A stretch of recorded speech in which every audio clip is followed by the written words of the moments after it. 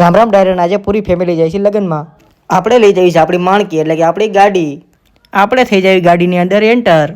ગાડી ચલાવતા પહેલાં આપણે સીટ બેલ્ટ બાંધી લઈએ આપણી સેફટી માટે. આપણે પૂગી ગયા લગ્નમાં ને પબ્લિક તો ગાંડું હતું.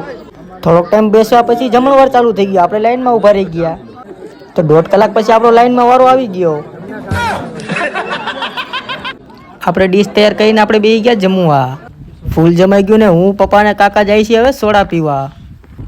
આપણે લઈ લીધી આપણી ફેવરિટ સોડા એટલે કે આપણી જીરા મસાલા. સોડા પીને પાછા રિટર્ન આવ્યા કેમ કે આપણે ચાંદલો બાકી રહી ગયો હતો. તો આપણે હવે ચાંદલો લખાવી નાખી. મિત્રો એક બાજુ તો ચાંદલો કર્યો, બીજી બાજુ ચાંદલો કરવો પડશે કેમ કે આપણા હગા છે એટલે ચાંદલો તો કરવો જ પડશે. ચાંદલો કરાવ્યા પછી આપણે ગયા વાસુભાઈના ઘરે. આપણે એને કહ્યા રામ રામ અને લલિતભાઈ પણ આવી ગયા હતા. ફૂલ મોજમાં લાગે છે.